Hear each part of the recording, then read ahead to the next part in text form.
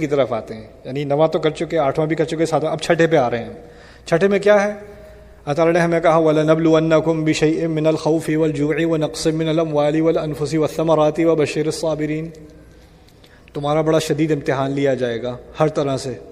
بِشَيْءٍ، ہر طرح کا خوف تمہیں دیا جائے گا. من الخوف بھوک کا بھی تمہیں سامنا کرنا پڑے گا. وَنَقْصٍ مِّنَ الْأَمْوَالِ، تمہارے اموال میں بھی کمی آئے گی، نقص آئے گا. والانفس، تمہارے لوگ بھی تم سے چھوٹیں گے، کچھ لوگ مارے جائیں گے، کچھ لوگ مرض میں ہوں گے، کچھ لوگ تم سے چھین لیے جائیں گے، ایسا بھی ہوگا تمہارے ساتھ. وبشر الصابرین، صبر کرنے والوں کے لیے خوشخبری ہے. یعنی یہاں ذکر کیا ابراہیم علیہ السلام نے تمام امتحان پاس کیے چوتھے حصے میں، اور دوسری طرف چھٹے حصے میں کیا ہے؟ چھٹے میں سے اب تمہارا امتحان لیا جائے گا، تمہارا امتحان لیا جائے گا. یعنی اپنے والد ابراہیم علیہ السلام کے امتحانات کو یاد رکھو، اور ان کے امتحانات کو سمجھ کر یہ بات ذہن میں رکھ لینا کہ تمہارا ہمیشہ امتحان لیے جانے والا ہے، کیونکہ تم ابراہیم کی اولاد ہو علیہ السلام. تمہارا بار بار امتحان ہونا ہے. سورۃ البقرہ کچھ سمجھ میں آ رہی ہے کیا ہو رہا ہے سورۃ البقرہ میں؟ ایک حصہ رہ گیا، 4 اس طرف 4 اس طرف، بیچ کی بات رہ گئی ہے. وہ کیا ہے؟ 5واں حصہ ہے، درمیانی حصہ. یہ سورت کا، اس سورت کا آپ دل سمجھ لیں. یہ کیا ہے؟ اب تم یروشلم کے بجائے اب تمہیں سجدہ کرنا ہے کعبے کی طرف، جس کی تعمیر تمہارے والد ابراہیم علیہ السلام نے کی تھی. یعنی اس طرح سمجھ لیں کہ یہ پوری سورت جو ہے یہ کعبے کا طواف کر رہی ہے. اور اسی حصے میں کیا کہا ہے اللہ تعالیٰ نے؟ اس سیکشن میں کیا کہا ہے؟ وَكَذَلِكَ جَعَلْنَاكُمْ أُمَّةً وَسَطًا. اسی طرح سے تمہیں، جس طرح یہ کعبہ درمیان میں ہے اب اس پوری سورت کے، ہمیں کہا اسی طرح تمہیں درمیانی امت بنایا، درمیانی امت بنایا. اور یہ جو وسط کا ذکر ہے، یہ آیت نمبر ہے 143. میرے اردو نمبر بڑے خراب ہیں. 43 143. بقرہ میں کتنی آیات ہیں؟ 286. یہ نمبر آتا ہے مجھے. 143. این درمیان میں کہا تمہیں بیچ والی امت بنایا. Just literally in the half. سبحان اللہ. اب کہا ہمیں کہ اب تمہیں درمیانی امت، اسی لیے قبلہ اس طرف شفٹ کیا گیا ہے ابراہیم علیہ السلام کی بات کا ذکر کرنے کے بعد. تو یہ ہے سورۃ البقرہ کے مضامین اور کیسے یہ درمیان میں آ رہے ہیں. اب ایک اور طریقے سے اس کو سمجھ لیں. یہ تو ہو گئے اس کے 9 سیکشنز. پہلا قصہ کون سا ہے اس پورے سیکوینس میں؟ پہلا قصہ کس کا تھا؟ آدم علیہ السلام کا. آدم علیہ السلام کا امتحان لیا گیا تھا کہ نہیں؟ اچھا، اب امتحان کے نقطۂ نظر سے سمجھ لیں بات. آدم علیہ السلام کا امتحان لیا گیا، پھر بنی اسرائیل کا امتحان لیا گیا، پھر ابراہیم علیہ السلام کا امتحان لیا گیا، اور اب کس کا امتحان لیا جا رہا ہے؟ ہمارا 4 امتحان ہیں اس صورت میں. 4 امتحان ہیں. ایک آدم علیہ السلام کا، ایک بنی اسرائیل کا، اس کے بعد ابراہیم علیہ السلام کا، اس کے بعد ہمارا. اور ان میں سے 3 تو ہو چکے، ایک رہ گیا ہے، ایک ابھی بھی جاری ہے. وہ کون سا ہے؟ وہ ہمارا. اب ان 3 امتحانوں کو سمجھ لیں. پہلا امتحان کون سا تھا؟ آدم علیہ السلام کا. وہ ایسا امتحان ہے کہ ایک انسان نے لیا اور وہ اس امتحان میں ناکام ہوا. وہ ناکام ہوئے اس امتحان میں. شیطان نے انہیں ناکام بنایا، لیکن ناکام ہونے کے بعد بھی وہ دوبارہ کامیابی کی طرف نکلے. یخرجہم من الظلمات الی النور. اللہ اندھیروں میں سے نکال کر دوبارہ روشنی کی طرف لے آتا ہے. یعنی اگر آپ امتحان میں ناکام ہو بھی گئے ہو تو اس کا مطلب یہ نہیں کہ کہانی ختم. آپ آدم علیہ السلام کی مثال سے سیکھ لو کہ آپ دوبارہ اٹھ سکتے ہو، آپ دوبارہ اللہ تعالیٰ کی جو ہے رحمت میں داخل ہو سکتے ہو. یہ پہلا امتحان ہے، فیل ہونے کے بعد دوبارہ پاس ہونا. دوسرا امتحان کس کا تھا؟ بنی اسرائیل. ان کو فیل ہونے کا شوق تھا، اور فیل ہونے کے بعد جو پاس کرنے کا طریقہ دیا گیا، توبہ کر لو، واپس آ جاؤ. توبہ کا بھی کوئی ان کا خاص اہتمام نہیں ہے. تو ایسے لوگ ہیں جن کو بس یعنی امتحان دیے گئے، کئی موقع دیے گئے، ایک دفعہ نہیں کئی موقع دیے گئے کہ اپنے آپ کو سیدھا کر لو، لیکن ان کو بس فیل ہونا ہی ہونا تھا. تو یہ دوسرا سینیریو ہو گیا. ایک تو ہے کہ فیل ہو کے دوبارہ پاس ہو سکتے ہو، دوسرا ہے کہ فیل ہو کے اور مزید فیل ہوتے جاؤ، اور پھر یہ بھی کہو کہ ہم سے بڑا پاس ہونے والا کوئی نہیں. رائٹ؟ یہ بھی بڑا عجیب مرض ہے کہ آپ سے بڑا فیلئر کوئی نہیں، آپ سے زیادہ ناکام کوئی نہیں، لیکن آپ سے کوئی پوچھ کے تو دیکھے آپ کو، دیکھو ذرا اللہ تعالیٰ کی بڑی شان ہے، ہم ہیں امت جسے چنا گیا ہے، ہم جیسا کون ہے، بڑی رحمتیں اللہ تعالیٰ کی ہماری امت پر. شکل دیکھیے، حرکتیں دیکھیے اپنی، کہاں سے رحمتیں ہیں. ارے جی پتہ نہیں اب، اور پیچھے تاریخ کی بات گئی، یہ فلانے یہ ان کا بڑا ٹور تھا کہ وہ اپنی تاریخ کی مثالیں دیتے تھے کہ ہم تو ان کی قوم ہے، ہم تو موسیٰ کی قوم ہے، ہم تو فلانے کی قوم ہے. اللہ نے کہا اچھا ان کی قوم ہو، ان کے بارے میں بات کر لیتے ہیں، ان کے ساتھ کیا کرتوت کی تھی تم نے، ان کے ساتھ کیا حرکتیں. یعنی وہ اصل میں ان کو فخر تھا اپنی تاریخ پر، اور اللہ تعالیٰ نے اس تاریخ میں سے جو چیزیں وہ ذکر کرنے سے شرماتے تھے نا کہ اس پھر اصلیت سامنے آتی ہے، انہی کا ذکر کیا ہے سورۃ البقرہ میں. اور اسی طرح سے ایک مرض سامنے لایا گیا ہے کہ امت کی شخصیت میں، امت کی نفسیات میں، ہماری امت کی نفسیات میں شاید یہ مرض آ سکتا ہے، کیونکہ ہم نے شروع میں فاتحہ میں کیا دعا کی تھی، مغضوب علیہم کی طرح مت بنا دینا ہمیں. تو کیا مرض آ سکتا ہے؟ ہماری تاریخ دیکھیں، عمر بن الخطاب رضی اللہ تعالی عنہ، ابو بکر صدیق رضی اللہ عنہ، صلاح الدین، یہ دیکھیں ہم نے کیا کیا فتح نہیں کیا، ہماری فتوحات. یار تم ذرا اپنی سڑک تمہاری کتنی گندی ہے، اور تم عمر رضی اللہ عنہ کی فتوحات کی بات کر رہے ہو. مسجد میں تو تمہاری لڑائیاں ہو رہی ہیں اور تم ایک امت کی بات کر رہے ہو. کہاں کی بات کہاں لا رہے ہو؟ لیکن کیا اپنی حقیقت نہیں دیکھنی، بس تاریخ کے سہارے سے ورلڈ نمبر 1، ہم سے بہتر کون ہوگا، ہم ہی چنے ہوئے لوگ ہیں، باقی سب تو جہنم کی لکڑی ہیں، وہ جلانے کے لیے بنائے گئے ہیں، ہمارے لیے تو جنت کا انتظار ہے. کیسے کما رہے ہیں جنت؟ یہی تو مرض تھا پچھلے والوں کا. اس لیے تو اس کی خبر 80 آیات صرف ان لوگوں کے مرض کے اوپر. کیوں؟ کیونکہ وہ مرض اتنا خطرناک ہے. قرآن کا مقصد یہودیوں کو گالیاں دینا تھوڑی ہے. قرآن کا مقصد مجھے اور تمہیں بات سمجھانا ہے کہ ہم اس مصیبت میں نہ پڑ جائیں. بات تو یہ تھی. تو دوسرا امتحان کیا ہے؟ جو فیل ہو، اور فیل ہونے کے باوجود اس کے دماغ میں کیا ہو کہ ہم سے زیادہ کامیاب کون ہو سکتا ہے. پھر تیسرا امتحان ہے ابراہیم علیہ السلام کا، جن کے ہاں ناکام ہونے کا امکان ہی نہیں ہے.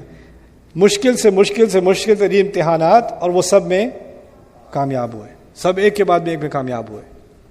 اب ہمارے سامنے 3 امکانات ہیں. ایک امکان ہے کہ امتحان لیا جائے اور ہم بغیر گرے پھسلے کامیاب ہو جائیں. دوسرا امکان وہ ابراہیم کا امکان ہے. دوسرا امکان میرے سامنے کیا ہے کہ میں ناکام بھی ہوتا رہوں اور اپنے اندر ایک مرض ڈال لوں، ایک جھوٹی قصہ کہانی ڈال لوں کہ میں بہت کامیاب ہوں. اور تیسرا یہ ہے کہ آدم علیہ السلام کی طرح غلطی بھی کروں، پھر توبہ کروں اور دوبارہ کامیاب ہو جاؤں. 3 سیناریو. اب کہا گیا کہ تمہارا امتحان لیا جا رہا ہے. تو اس نقطۂ نظر سے بھی سمجھ لیں کہ جو بات بقرہ میں ہو رہی ہے، سمجھایا جا رہا ہے کہ اب امت کس مقام پر کھڑی ہے. وہ ہر انسان اپنے آپ سے پوچھے میں کہاں کھڑا ہوں. کیا میں گر چکا ہوں؟ اگر میں گر چکا ہوں تو مجھے آدم علیہ السلام سے سیکھنا چاہیے. اگر میں کئی سالوں سے گرا ہوا ہوں اور اپنے اندر میں نے اپنے آپ کو ایک جھوٹ بتایا ہوا ہے کہ میں سب سے بہترین ہوں، سب کے اندر خرابی ہے، میرے اندر تھوڑی ہے، باقی سب میں خرابی ہے. کچھ مسلمانوں میں کیا مرض ہوتا ہے؟ وہ دیکھتے رہتے ہیں کس میں کوتاہی ڈھونڈوں، آئینے کے علاوہ ہر جگہ، اور ہر جگہ اس میں یہ خرابی ہے، اس کو نماز پڑھنی نہیں آتی، اس کی تجوید خراب ہے، اس کا یہ، اس کا لباس، اس کا وہ، اس کا یہ، اس کا علم. لسٹ بنائی ہوئی ہے آپ نے ہر ایک کی، کس میں کیا خرابی ہے. بس ایک ہی بچے ہوئے ہیں آپ ماشاءاللہ سے. اگر کاش کے سارے لوگ آپ کی طرح ہو جاتے تو سارے جنتی ہوتے. کیونکہ اگر ہم نے کچھ کیا بھی ہوگا تو باقی کی طرح تو نہیں. لن تمسنا النار الا ایاما معدودا، وہی تو ان کا مرض تھا. آگ تو ہمیں تو تھوڑی چھوئے گی، آگ تو بنائی باقی لوگوں کے لیے گئی ہے. اس لیے تو میں سب باقیوں کو بچانے کے چکر میں تو بچا ہوں، میرے پاس تو ٹکٹ ہے یار، باقیوں کے پاس نہیں ہے. تو یہ چیز جو ہمیں سکھائی جا رہی ہے، اس سے ہمیں جب آپ ان احکام کے بارے میں پڑھیں گے، جب وہ حصہ آتا ہے سورۃ البقرہ کا، تو پھر مجھے اور آپ کو یہ بات سمجھ میں آئے گی کہ ہم احکام کے ساتھ بھی مذاق بنا سکتے ہیں بنی اسرائیل کی طرح. ہم اس میں کوتاہی بھی کر سکتے ہیں آدم علیہ السلام کی طرح، ایسا بھی ہو سکتا ہے. اور ہمیں کوشش یہ کرنی چاہیے کہ ہم اس طرح سے کامیاب ہوں جس طرح کہ ابراہیم علیہ السلام کامیاب ہوئے تھے.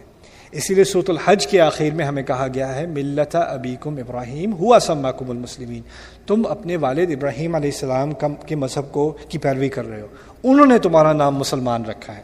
اس آیت میں 2 تفاسیر کی گئی ہیں. سورۃ الحج کی آیت میں ہوا سماکم المسلمین، یہ پہلی کہ ابراہیم علیہ السلام نے خود تمہارا نام مسلمان رکھا ہے، اور اس کی دلیل لائی گئی ہے سورۃ البقرہ سے ہی. ربنا وجعلنا مسلمین لک ومن ذریتنا امۃ مسلمۃ لک، ہمارے رب مجھے اور اسماعیل کو اپنے لیے مسلمان بنا دے اور ہماری اولاد میں سے ایک مسلمان امت نکال دے.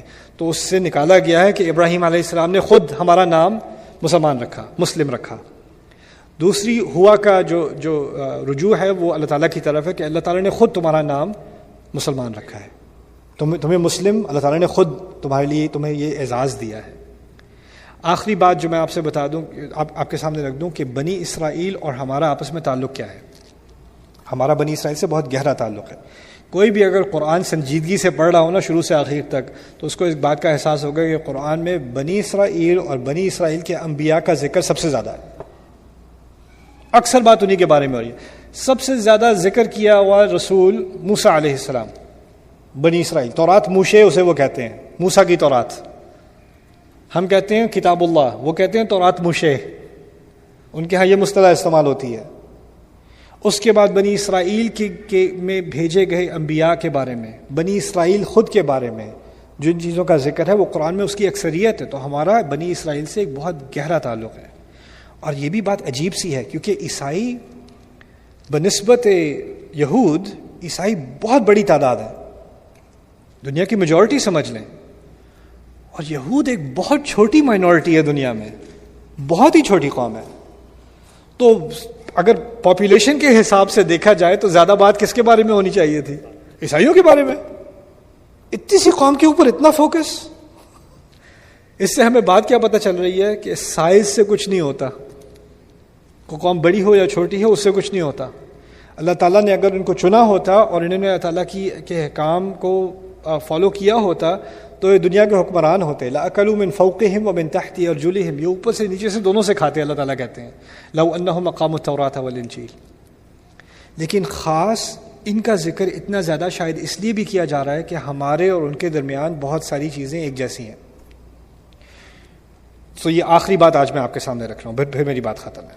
ہمارے اور ان کے درمیان کیا چیزیں مشترک ہیں. ان کے جو قوم کے ان کو بانی سمجھ لیں، جنہوں نے ان کو ایک امت بنایا، وہ موسیٰ علیہ السلام ہے. ٹھیک ہے نا. بنی اسرائیل تو اولاد تو پہلے سے تھے، لیکن قوم کب بنے ہیں؟ وہ موسیٰ علیہ السلام کی لیڈرشپ میں بنے ہیں وہ قوم. اور ہمیں امت بنایا گیا ہے رسول صلی اللہ علیہ وسلم کی بعثت کے بعد، محمد رسول اللہ صلی اللہ علیہ وسلم. تو موسیٰ علیہ السلام اور رسول صلی اللہ علیہ وسلم کے بارے میں دو تین باتیں سمجھنا ہے. موسیٰ علیہ السلام کون سی قوم میں بھیجے گئے تھے؟ دنیا کے کون سے خطے میں تھے جب وہ نبی بنائے گئے؟ کہاں بھیجا گیا انہیں؟ فرعون کی طرف، مصر میں. ٹھیک ہے نا. مصر میں ان کا سامنا ہوا ایک بڑے گھمنڈ کرنے والے، تکبر کرنے والے کافر سے، جس نے تمام آیات کا انکار کیا. یہی بات تھی نا. رسول صلی اللہ علیہ وسلم کہاں بھیجے گئے؟ مکے میں بھیجے گئے، قریش. وہاں بھی ان کو بڑے تکبر کرنے والے قریش ملے جنہوں نے تمام آیات کا انکار کیا. اسی لیے مکی قرآن میں جب رسول صلی اللہ علیہ وسلم مکے میں تھے، موسیٰ علیہ السلام کی مثال اور موسیٰ علیہ السلام کا جو مکالمہ ہوا ہے فرعون سے، جو سامنا کرنا پڑا انہیں فرعون کا، اس کا بار بار ذکر ہے مکے کے اندر. کیوں؟ کیونکہ جو چیز موسیٰ علیہ السلام کو کرنی تھی فرعون کے ساتھ، وہی مشن ہے رسول صلی اللہ علیہ وسلم کا قریش کے ساتھ. اور قریش کو بھی دھمکی دی جا رہی ہے کہ تم اگر جس طرح کی حرکتیں کر رہے ہو، تم سے کوئی کہیں بڑا تھا وہ جو یہ حرکتیں پہلے کر چکا ہے، یہ دیکھ لو میں نے اس کے ساتھ کیا کیا تھا، اپنی اوقات جان لو. تو ان کو فرعون کی مثال دی جاتی ہے اور رسول صلی اللہ علیہ وسلم کو موسیٰ کی مثال دی جاتی ہے. جب رسول صلی اللہ علیہ وسلم تھک جاتے ہیں، جب وہ پریشان ہو جاتے ہیں کہ یہ بات سن ہی نہیں رہے میری، تو اللہ تعالیٰ ان سے کہتے ہیں ما انزلنا علیک القرآن لتشقی، ہم نے تو آپ پر قرآن اس لیے نازل ہی نہیں کیا کہ آپ پریشان ہو جائیں. اور پھر انہی آیات میں آگے کہا هل اتاک حدیث موسیٰ، آپ کو موسیٰ کی بات نہیں آئی کیا؟ انہی آیات میں. یعنی رسول صلی اللہ علیہ وسلم کو مثال دی جاتی ہے موسیٰ کی، اور پھر قریش کو مثال دی جاتی ہے کس کی؟ فرعون کی. یہ بات سمجھ میں آ گئی. یعنی رسول موسیٰ علیہ السلام کا فرعون سے جو آمنا سامنا تھا، جو اس کی کانفرنٹیشن تھی، اس کا اور مکی دور کا ایک ہی سسٹم ہے، ایک ہی بات ہو رہی ہے دو طرف. یعنی تاریخ کے ایک ہی ایپیسوڈ کو دوبارہ لایا جا رہا ہے. اچھا، موسیٰ علیہ السلام پھر فرعون سے بچ کر بنی اسرائیل کو اللہ تعالیٰ کی مدد سے نکال کر وہ پانی سے گزر کر ہجرت کر گئے. رسول صلی اللہ علیہ وسلم کے خلاف سازش کی گئی کہ ان مسلمانوں کو ختم کرو اب، اور اللہ تعالیٰ کی مدد سے وہ صحرا گزر کر کہاں پہنچ گئے؟ مدینے پہنچ گئے. وہاں بھی ہجرت ہے، یہاں بھی ہجرت ہے. اب جب ہجرت کر کے رسول صلی اللہ علیہ وسلم مدینے پہنچے ہیں تو وہاں انہیں دشمن کا سامنا کم کرنا پڑا ہے، منافقت کا سامنا زیادہ کرنا پڑا ہے. یعنی ان کے ماننے والے آگے سے ان کی باتوں کا انکار کرتے ہیں، پیچھے سے ان کی باتوں کو انڈرمائن کرتے ہیں، مسئلے کھڑے کرتے ہیں. اگر آپ مدنی قرآن پڑھیں، مدنی قرآن میں یا تو جنگ